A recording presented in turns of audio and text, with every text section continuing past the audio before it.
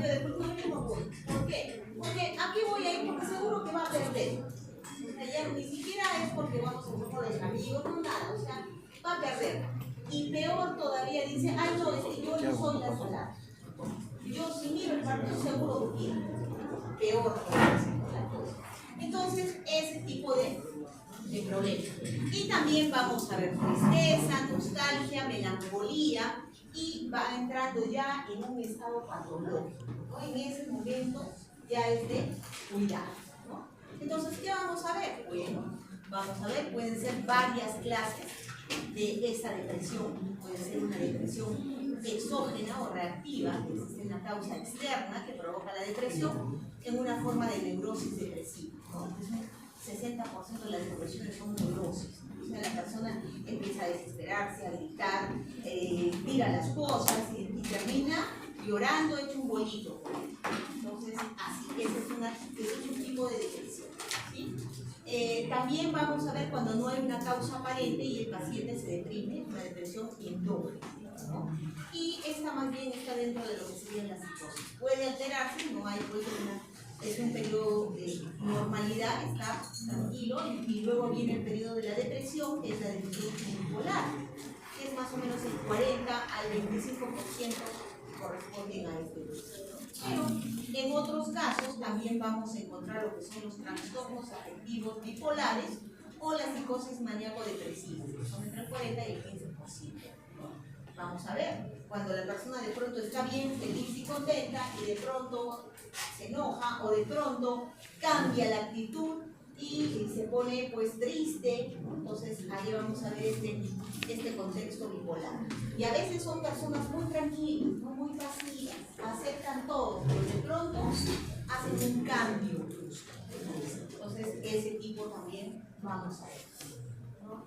Y algo importante también es este dibujo que ustedes están viendo ahí, ¿no? De este elefantito que está ahí, ¿no? Nos dice, ojalá la gente entienda que la salud mental es tan importante como la física. Como que si uno tiene fiebre, te impide hacer cosas. La ansiedad y la depresión también impide hacer cosas. Porque la persona se siente tan mal que no quiere pues hacer nada. No quiere hacer nada y no tiene ánimo para hacer nada. No tiene ni ánimo ni para levantarse de la cama o levantarse de su silla. No tiene ánimo. Entonces no la deja hacer nada. Eso es importante. Entonces vamos a ver algunos de estos tipos de depresión. Entonces tenemos ahí un trastorno depresivo grave o la depresión grave, que es una combinación de síntomas que interfieren con las actividades diarias del individuo, ¿no? Normalmente es invalidante, impide que la persona se desenvuelva con normalidad y puede ser recurrente. Le vienen unos episodios, unos periodos. Ahora, puede estar relacionado también a alguna etapa de su vida, ¿no? Por ejemplo, la abuelita que recuerda el fallecimiento de un hijo, ¿no? Y entonces cercano al cumpleaños o a la fecha en que murió, empieza a deprimirse. Y es una depresión muy severa, muy grave, que a todos ponen alerta. Trastorno también dismítico o la disciplina, que son síntomas de larga duración, 2 años, 3 años, ¿no? Y no incapacitan a una persona, pero le impiden desarrollar una vida normal y sentirse bien, ¿sí? Entonces, esta persona también entró en depresión, vamos a suponer, eso ocurre también con muchos pacientes, a raíz del divorcio, ¿sí? La señora entró en una depresión porque se divorció, ¿sí? Ya son 2 años que está con este divorcio, pero sigue en su casa llorando, no quiere salir, ya no se arregla, ¿no? Y entonces vamos a decir, no, ese es dejar, no, eso es depresión, ¿sí? Y ya ha pasado cuánto tiempo, ya el esposo de repente hasta ya se está casando con otra, ¿sí? Pero ella sigue con esa depresión, ¿sí? Y obviamente en la relación ella es la única que sigue con ese dolor, con esa angustia, y no lo supera, y sigue con eso. Sí, pues, pero bueno, sigue yendo a trabajar, sí, pero ahora, por ejemplo, se va a trabajar y antes se arreglaba bien y ahora ya no. Incluso hasta ni se baña. Y eso es algo que también van a conversar, por ejemplo, las mismas personas que están alrededor, no se bañan, ya no se arregla, ya no, a ver, mira, hasta, qué sé yo, su ropa está rota está y así se viene a trabajar, ¿no? Entonces, cosas que no son concebibles, pero eso es un tipo de depresión. La depresión psicótica más bien ocurre cuando una enfermedad depresiva grave está acompañada por alguna forma de psicosis, donde vamos a encontrar ahí también alucinaciones, obviamente. La persona constantemente ve fantasmas o escucha voces y eso es lo que lo lleva a la depresión, ¿sí? Porque hasta cierto punto esta persona ya está desesperada, ya está harta de todo esto y eso lo está conduciendo a una depresión. Entonces también vamos a ver ese caso. La depresión postparto, que también ya la hemos visto en clases, ¿no? Que es este episodio de depresión grave dentro del primer mes después del parto, ¿no? Y que se va a presentar entre un 10 a un 15% de las mujeres que padecen de la depresión postparto. Y algunas mujeres, pues también vamos a ver, no quieren saber nada de ese bebé. O sea, lo han tenido 9 meses en su vientre, han hablado con el bebé, lindo, hermoso, bello, pero una vez que se produjo el parto, no quieren saber nada del bebé, no quieren escuchar ni el llanto de ese bebé. Algunos es menos, ¿no? Algunos sí se desesperan, lloran, son conscientes, ¿no? O sea, porque tiene grados, ¿no? Pero algunas es extremo, ¿sí? O sea, si el bebé está llorando, cierran la puerta y se van, y lo dejan llorando. Entonces, ese tipo también es otro tipo de depresión. Y el trastorno afectivo estacional, ¿no? La aparición de una enfermedad depresiva durante los meses de invierno, ¿no? Por ejemplo, ¿por qué? Por ejemplo, hoy día mucha gente ha estado deprimida, ¿por qué? Porque no ha salido el sol, ¿sí? Ni cuenta me he dado miseria porque no había sol, porque igualito he estado todo el día en el hospital y de ahí me he venido corriendo.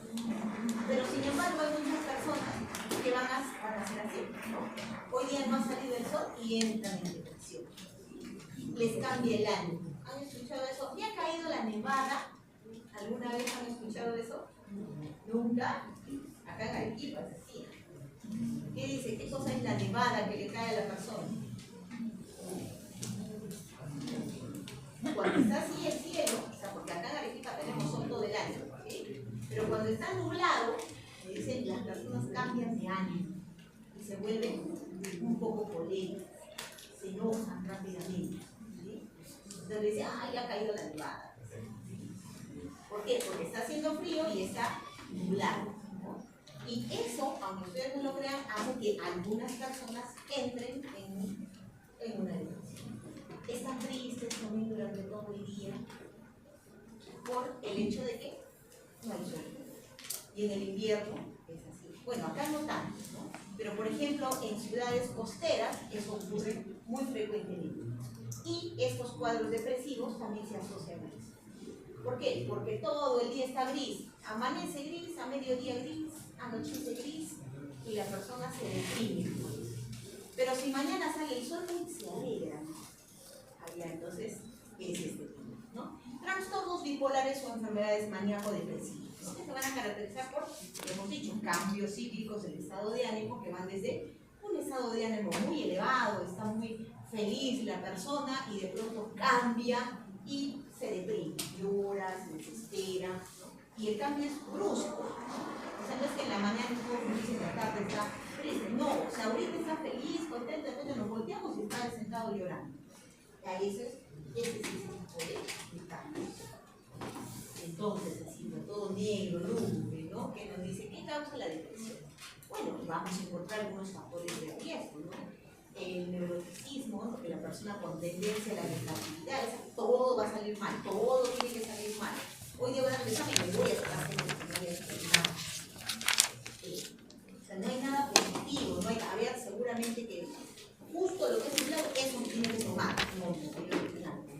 Mal. Acontecimientos adversos en la infancia también, traumas, violencia, que ellos de repente soportaron y que se van a manifestar más adelante como un cuadro depresivo, ¿no? Acontecimientos adversos crónicos en el adulto, como les decía, ¿no? Un divorcio, por ejemplo, ¿no? La separación, un familiar que falleció, ¿no? Genética, como también las personas con familiares depresivos tienen entre un 2 a 4 veces más riesgo de desarrollar también depresión, ¿no? Que es el hereditario también, ¿no? Si una madre tiene depresión, la hija corre con un 40% de riesgo de sufrir también ese tipo de depresión. Otros trastornos mentales, la bipolaridad, ansiedad, personalidad límite, el alcoholismo, la drogadicción, las adicciones a la marihuana, a la cocaína, ya también en la práctica. Enfermedades físicas crónicas o discapacitantes también, ¿no? La diabetes, la obesidad, patologías vasculares, en los que la persona le vamos a prohibir que haga algo que antes hacía. Entonces, imagínense de pronto lo que también hemos hablado en algún momento, ¿no? La persona, por ejemplo, le gustaba hacer alguna actividad diaria o era pues su trabajo diario, ¿no? Y de pronto que le digan, ya no puedes hacerlo porque tu enfermedad va a limitar esto, la persona va a entrar en depresión. Entonces también está pasando por un problema donde se sienta atrapado sin salida, eso, ¿no? Entonces no hay solución a mi problema, ¿no? Y puede ser, por ejemplo, una enfermedad terminal y entonces el paciente va a entrar en depresión, ¿no? Coraje, frustración, ira, rabia reprimida por mucho tiempo, ¿sí? Se manifiesta como un cuadro de depresión. Entonces, aquí funcionan muy bien algunas terapias, ¿sí? En la depresión, porque nos ayuda pues a enfrentar ciertos problemas, ¿no? Diferentes tipos ¿qué se llama? De síntomas podemos trabajar también, ¿no? Entonces, las emociones, las ideas negativas, los sentimientos negativos, y bueno, ahí tenemos también una serie de síntomas físicos que pueden estar dando indicios de que un paciente está haciendo depresión. ¿Y qué es lo que ocurre? Vamos a ver. En el sistema límbico es pues donde encontramos la conducta y las emociones. Y aquí es donde encontramos pues, en forma más o menos constante la reducción de las monoaminas cerebrales. En particular vamos a encontrar a la serotonina en menor grado que la adrenalina. Entonces, si nos damos cuenta, serotonina y adrenalina, ¿qué cosas son?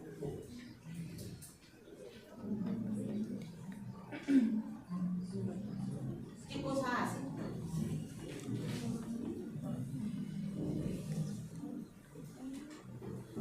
¿Activan y inhiben? ¿Qué hacen? Activan, ¿no?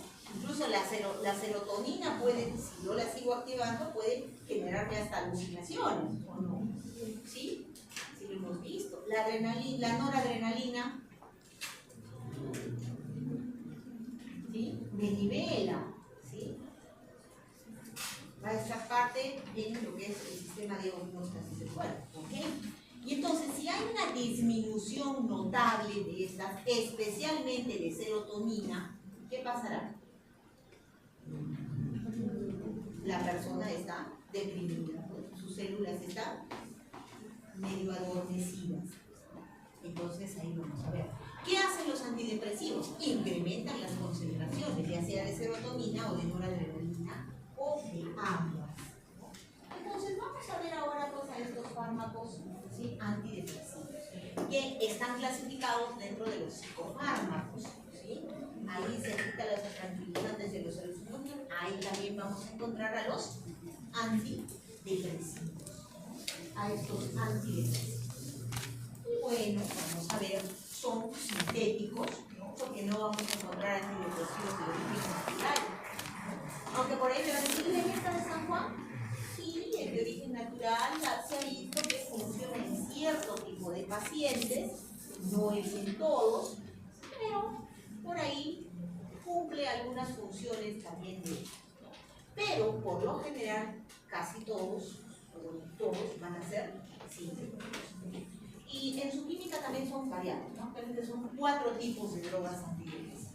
Entonces vamos a ver cuáles son. Acá las tenemos, antidepresivos tricíclicos, donde acá la más conocida es la amitriptilina, ¿sí? La amitriptilina. También tenemos a los heterocíclicos, ¿no? Como aquí sí, la mirtazapina, más conocida y la más usada, ¿no? Tenemos a los inhibidores selectivos de la recaptación de serotonina, que también los volvemos a ver, ¿no? Los hemos visto ya, ¿no? La fluoxetina, la paroxetina, la sertralina, ¿sí? La citalopram, también el citalopram, recuerden que es pues para elevar, ¿no? la depresión del paciente, ¿no? El citalopram y la fluoxetina. Muy bien. Y los inhibidores selectivos de la monoaminoxidasa de tipo A más bien, ¿sí? ¿Se acuerdan que hemos visto la semana pasada a los de tipo B? En cambio estos, ¿sí? Son de tipo A.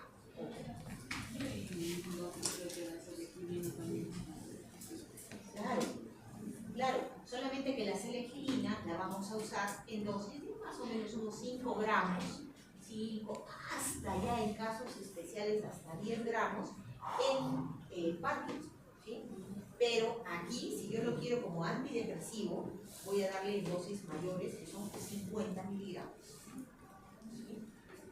Entonces, me va a funcionar ahí, ya no lo voy a querer para por el paciente que tiene Parkinson, sino ahora voy a tratar la depresión. Pero no se emplea. ¿La selectilina? ¿En qué? Como antidepresivo. Sí. En gente joven se emplea bastante también. Muy bien. Entonces vamos a ver. Ok. ¿Y qué efectos se espera que tengan estos fármacos? Bueno, vamos a ver. Nos dice, en el sistema nervioso central, en una persona normal, lo único que se logra es somnolencia. Nos enteramos y elevar la somnolencia. Y si seguimos administrando para ver qué pasa, puede ocasionar incluso un ligero grado de euforia. ¿Por qué? Porque, vamos a ver, tiene que ver con la serotonina, hemos dicho. Entonces, puede ocasionar eso. ¿Qué van a hacer los pacientes deprimidos? ¿O qué va a ocurrir en los pacientes deprimidos? ¿No? Ya sea con una depresión neurótica o psicótica, el paciente mejora su estado de ánimo, ¿no? Entonces, poco a poco va mejorando esa tristeza, esa depresión, ¿no? Incluso, ahora sí ya tiene ganas de levantarse, de salir, de caminar de repente, ¿no? Entonces, eso es lo importante. Mejora, como les dice acá, la actividad motora y la actividad mental. Porque antes no quieren ni pensar, ¿no? ¿O quieren hacer eso? Pues puedo hacer, no quiere hacer nada, no quiere hacer nada. Entonces hay un aumento del estado de ánimo y mejoría del estado depresivo, ¿ok? Pero también ahora, pues fíjense, hay una creciente dependencia mundial de los antidepresivos, ¿no? Antiguamente pues no era tanto, pero hoy en día sí, pues se ha visto que hay muchas personas que hacen ya estos cuadros depresivos y lo volvemos a repetir ya desde la infancia, ¿sí? Ya están empezando a hacer cuadros depresivos y también se les está pues medicando. Entonces van a llegar, imagínense si han comenzado con una depresión a los 12, 15, 14 años, a los 30, 40 años no van a estar. Entonces, eso es alarmante hoy en día y es un problema de salud pública bastante importante. Muy bien, entonces nos dice, se tiene que administrar la droga 2 a 3 semanas como mínimo para empezar a ver los efectos. Es algo que ya lo habíamos visto anteriormente, o sea, no es algo que, no es la panacea más grande que me la pongo en la boca y ya la persona cambió de ánimo, ¿sí? No va a pasar, ¿sí? Eso no es así. Incluso, ¿no? El efecto máximo se va a lograr entre 1 a 2 meses después de haber iniciado la terapia. Y también, a veces el mismo paciente, ¿sí? El mismo paciente, vamos a ver, no lo va a sentir, ¿sí? No va a sentir, va a decir, no, pero no siento yo ningún cambio. ¿Quién nos va a manifestar que sí está funcionando el medicamento? Los familiares, los amigos, las personas de su entorno, ¿sí? Porque ellos son los que van a notar el cambio, ¿sí? Pero a él le vamos a decir, o a ella le vamos a decir, y te funciona el medicamento, no me va ni me viene. Pero los familiares van a decir, claro que funciona, porque ahora ya no está metido en su cama 24 horas al día, porque no quiere pues, ni levantarse. O se levanta y se sienta en su sillón y ahí se queda mirando mirando a la pared todo el día. En cambio ahora no, ahora se levanta, viene, por decir, no se me ocurre, a la cocina y está ahí mirando, conversando. Ah, ya, ese es un buen síntoma, ese es un avance. Entonces vamos a ver. ¿Qué hace esta droga? Aumenta la concentración de serotonina y noradrenalina, pero no muy rápido. En 24 horas en el cerebro ya hay un aumento de estas monoaminas, ¿no? Pero si fuera depresión por falta de monoaminas, el efecto debe empezar dentro de las 48 horas. ¿Por qué sucede esto? Por la teoría de las aminas, ¿no? Que las monoaminas suben muy rápidamente, pero los receptores no se adaptan a esta subida tan grande, ¿sí? Porque vamos a ver, pues, no es tan rápido. Debe pasar un tiempo, por eso, entre 2 a 3 semanas, para que los receptores se vayan adaptando a que voy a tener mayor cantidad de estos neurotransmisores en la cercanía, y entonces necesito también tener estos receptores adecuados para esta cantidad de neurotransmisores. Entonces, acá vamos a ver también estos antidepresivos. Entonces, tenemos acá a estos antidepresivos tricíclicos, que vamos a ver aquí como la imipramina, ¿no? La clorimipramina, la desipramina y la amitriptilina, que lo que hacen un bloqueo de la recaptación de noradrenalina, serotonina y en menor medida la dopamina. Entonces volvemos a decir, si hay un bloqueo en la recaptación, ¿qué cosas vamos a tener? Vamos a aumentar la concentración de estos neurotransmisores en las proximidades de los receptores, ¿sí? Eso es lo que vamos a ver. Entonces, acá vamos a ver. Estos antidepresivos tricíclicos son los más sedantes. Tenemos acá la amitriptilina, ¿no? Que es el gold standard o la droga patrón, ¿no? Y la nortriptilina, que también tiene una acción sedante importante. Es útil, obviamente, para estas depresiones ansiosas, ¿no? En la que hay actividad psicomotora. O sea, el paciente está desesperado, está agarrando algo, está rompiendo las cosas, se está de repente comiendo las uñas. ¿Sí? ¿Han visto alguna vez ese tipo de personas que de repente o tienen sus papelitos y lo hacen un papelito y lo hacen tiras así chiquitos y empiezan a romper? Entonces son manías de agarrar así, pero es que es su desesperación, ¿no? Entonces, para ese tipo. Tienen cierta utilidad en otros casos, por ejemplo en ataques de pánico en la noche, ¿no? Especialmente porque cuando son estas crisis nocturnas, pues pacientes que tienen algún miedo también, ¿no? En pacientes que de pronto en la noche tienen estos pensamientos medios desesperantes, ¿no? ¿Y ahora qué voy a hacer? Y le dan vuelta y empiezan a rumiar el pensamiento y eso los lleva a hacer pues una crisis. También son útiles en el trastorno obsesivo compulsivo, ideas fijas. Por ejemplo, pacientes que se lavan las manos como 50 veces, ¿sí? Y porque tocaron algo y ahora ya se están lavando las manos, ¿no? Y no solamente se lavan las manos, vamos a decir, con jabón, o sea, se lavan las manos con jabón, enseguida se vuelven a lavar con yodo, se me ocurre, y luego agarran y se vuelven a enjuagar con alcohol, ¿no? Porque van sucias sus manos. Y por ahí, qué sé yo, se tropezó y se agarró del escritorio, va corriendo y se vuelve a lavar las manos. Entonces son ese tipo de trastornos obsesivos compulsivos, ¿no? Entonces para eso, por ejemplo, está la fluoxamina y la fluoxetina, ¿no? Que más bien son, ¿sí?, inhibidores, ¿sí?, selectivos de la recaptación de serotonina. Y también en caso de bulimia, en trastornos del apetito, está la fluoxetina, también es bastante útil. Va a ayudar a que la persona vuelva a nivelar su sistema, entre en un estado de mayor ánimo y pueda volver a aumentar su apetito. En enuresis nocturna también. La amitriptilina, especialmente en niños, ¿sí? El niñito que de pronto ya tiene pues 10 años, 11 años, 12 años y de pronto empieza a orinarse en la cama. A veces está asociado a algo, algún problema, ¿no? Algún miedo, y se ha visto que también esta mitriptilina también ayuda bastante, ¿no?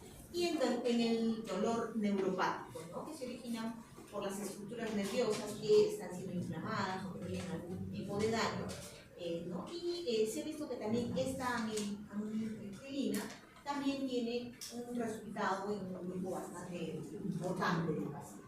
Entonces, no es la solución, pero se ha visto que ahí puede ser una opción para muchas personas que sufren de esto. Ahora, acá tenemos esta depresión por déficit de neurotransmisores. Entonces, acá vemos en la figurita, ¿sí? Vemos en la figurita qué es lo que está ocurriendo, ¿sí?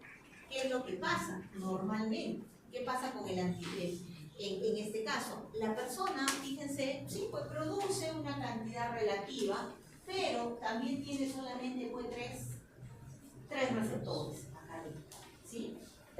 Ok, ¿qué hace el antidepresivo? El antidepresivo hace que haya mayor cantidad, fíjense acá, haya mayor cantidad de el neurotransmisor, ¿sí? Y entonces esto va a incentivar que no solamente entonces produzcan tres receptores, sino que aumentemos la cantidad de receptores, ¿sí? Es por eso que va a demorar, pues, en tener efecto, ¿sí? Y el efecto va a ser progresivo, porque esos receptores no van a aparecer de la nada, de pronto, en la membrana, ¿sí? Recuerden ustedes que para que suceda esto, tiene que haber una señalización a nivel del DNA, y el DNA empezar a activarse, ¿sí? ¿Para qué? Para empezar a hacer copias de estas proteínas que van a estar implicadas en la formación de los receptores, ¿sí?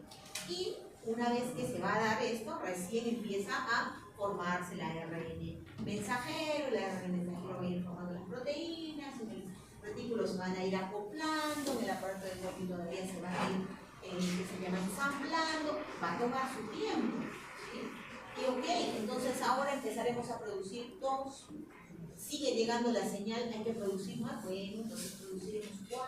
Sigue llegando la señal, entonces produciremos 8 y así. Por eso es que va a tomar su tiempo. Van a ser, hemos dicho, alrededor de ¿cuánto tiempo dijimos? 3 semanas, ¿no? 3 semanas, e incluso vamos a ver que va a empezar ya su pico, o sea, ya va a llegar a un buen efecto al mes. Entonces también vamos a ver los mecanismos de acción. Entonces, para el grupo 1, 2 y 3 que vimos de los antidepresivos, vamos a ver es el bloqueo de la recaptación de serotonina. Entonces, vamos a encontrar con noradrenalina. Y vamos a ver también que las neuronas no liberan ambos neurotransmisores. Entonces, por lo tanto, ¿sí?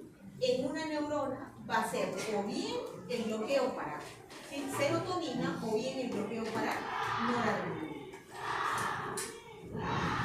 Entonces vamos a ver, mientras que en el cuarto grupo, que eran los bloqueadores selectivos de la MAO tipo A, ¿sí?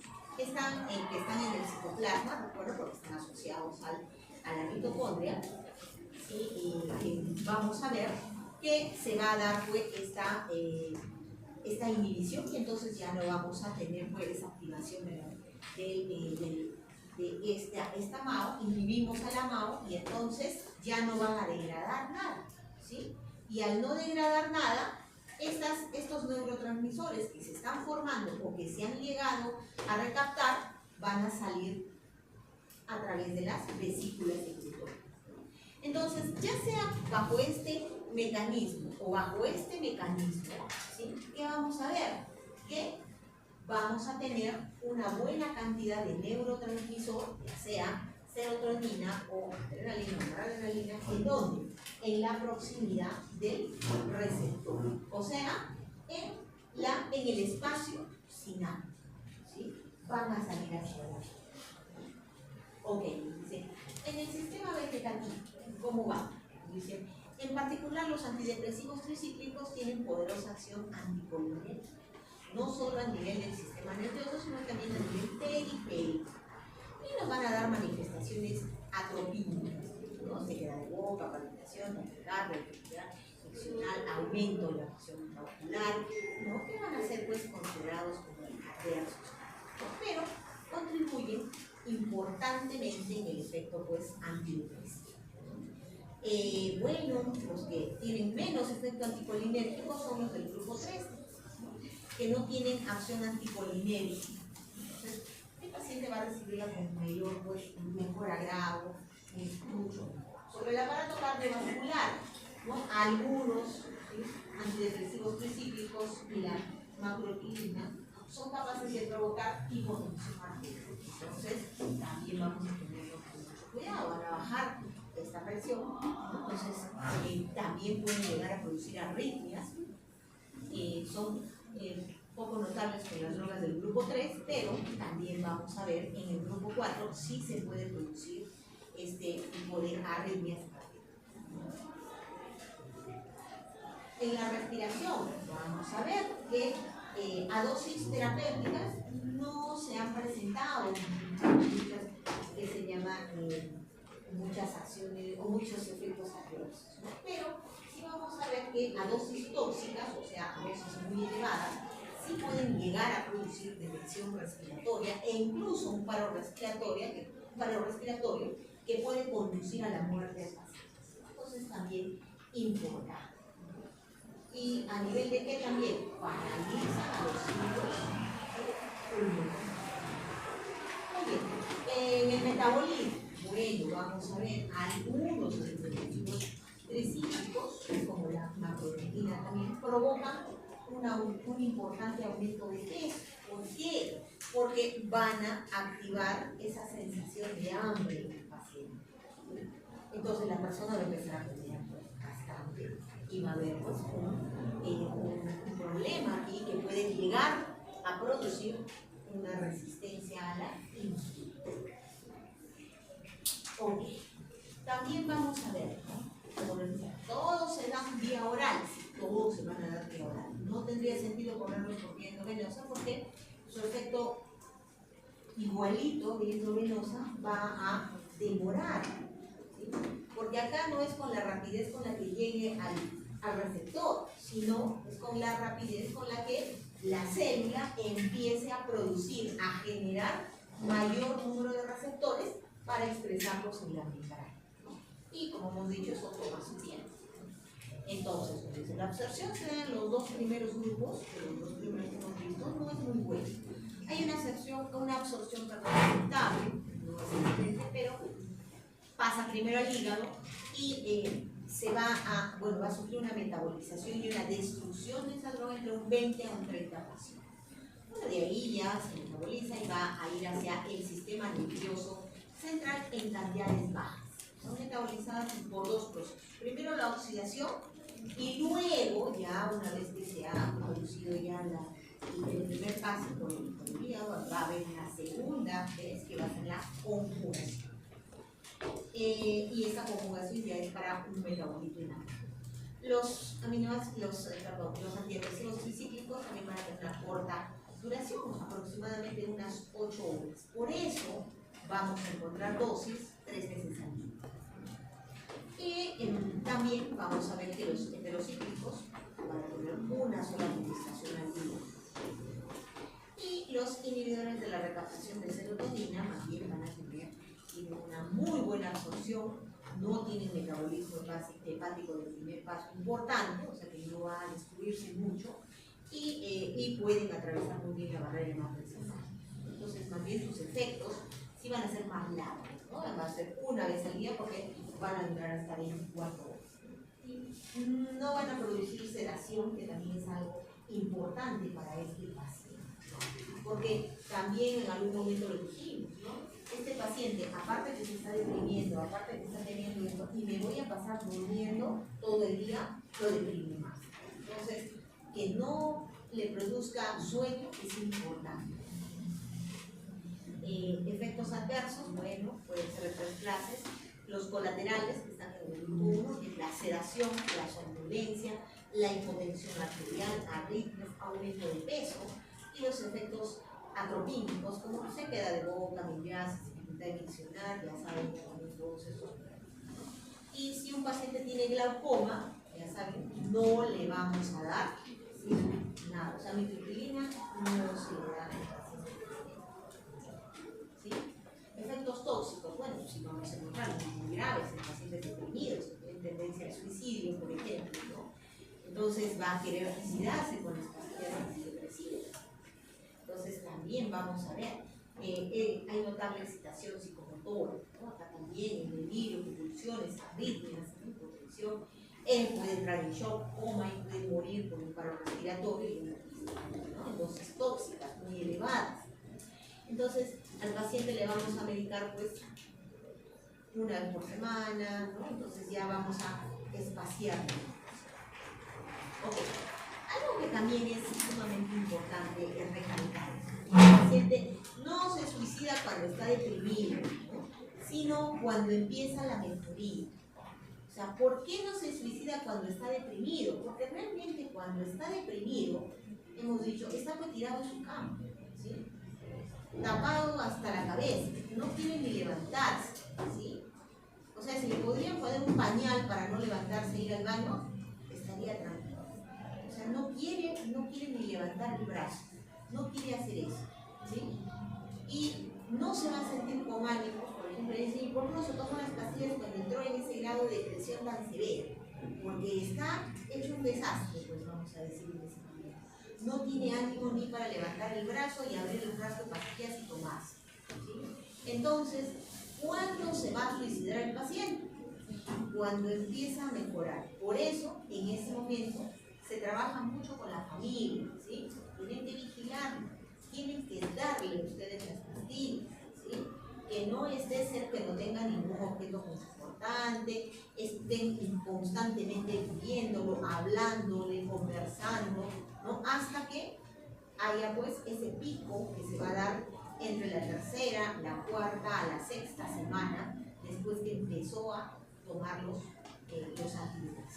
¿Sí? Entonces, eso también es importante. El tratamiento de la intoxicación implica drogas antiepilépticas para tratar las convulsiones que se puedan dar, también antiarrítmicas, porque también tiene que ver con el sistema cardiovascular, vasopresoras, y ventilatorias porque puede ocasionar un paro respiratorio.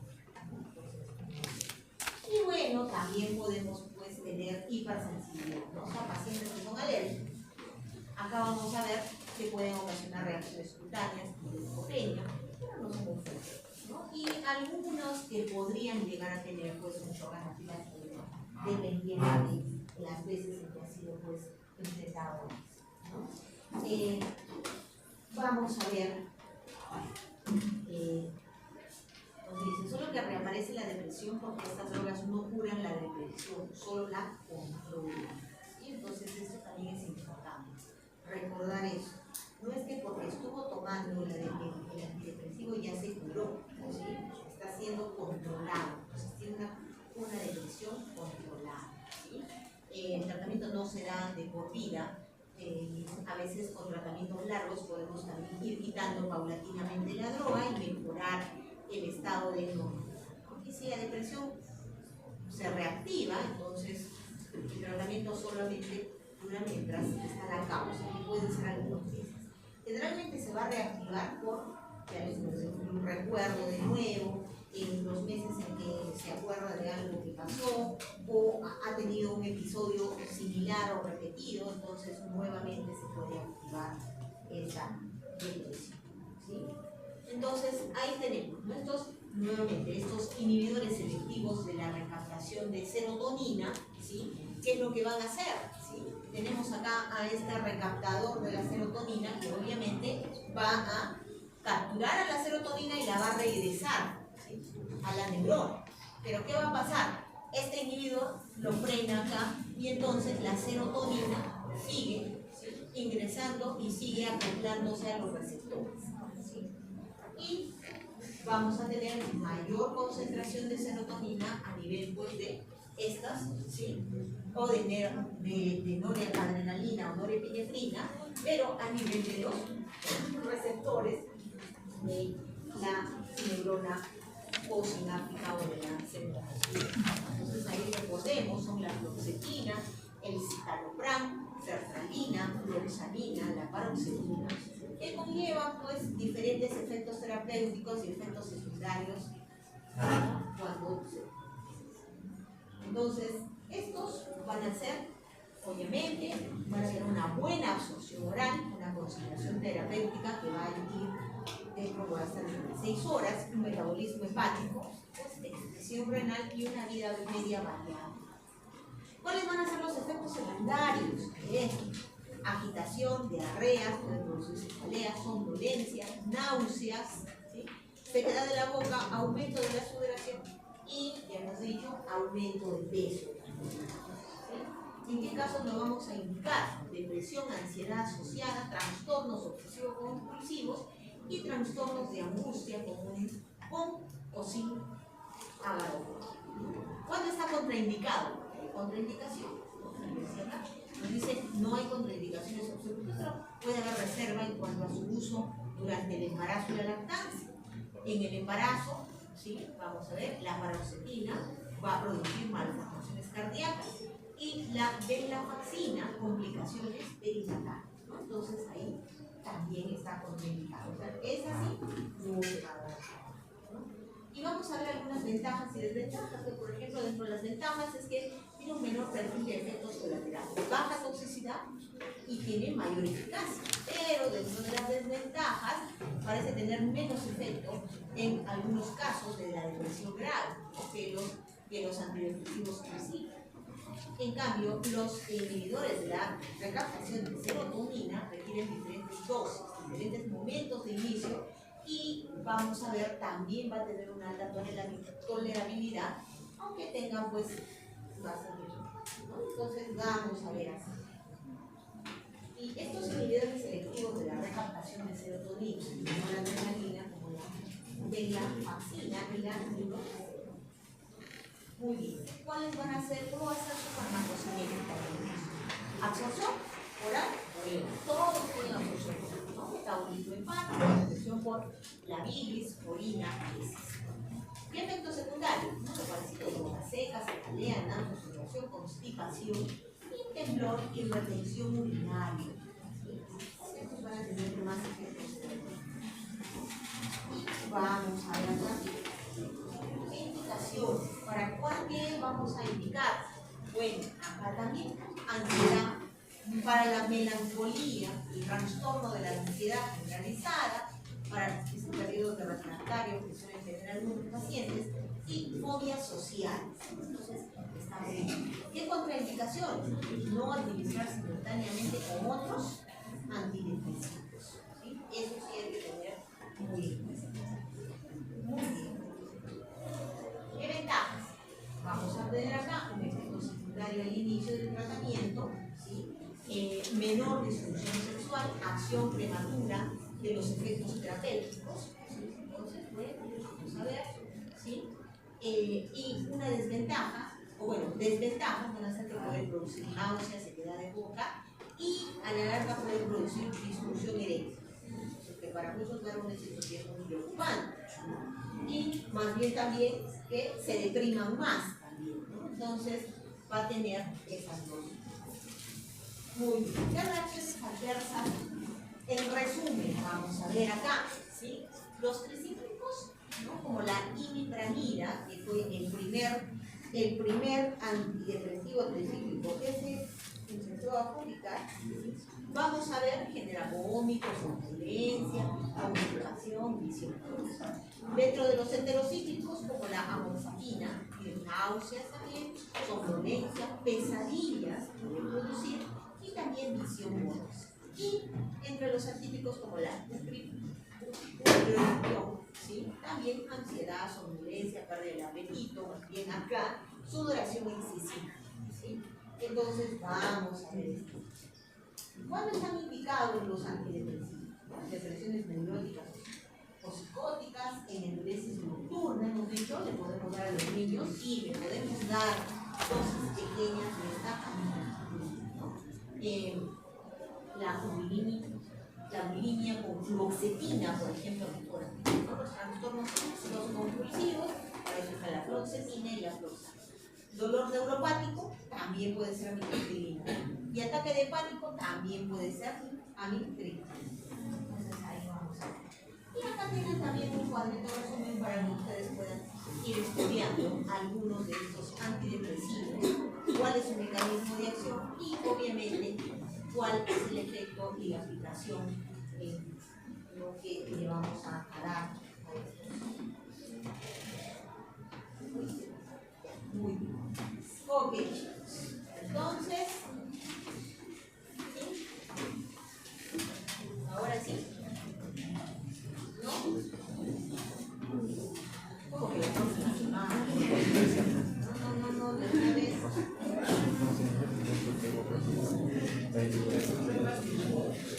Hagan su repartición. Gracias.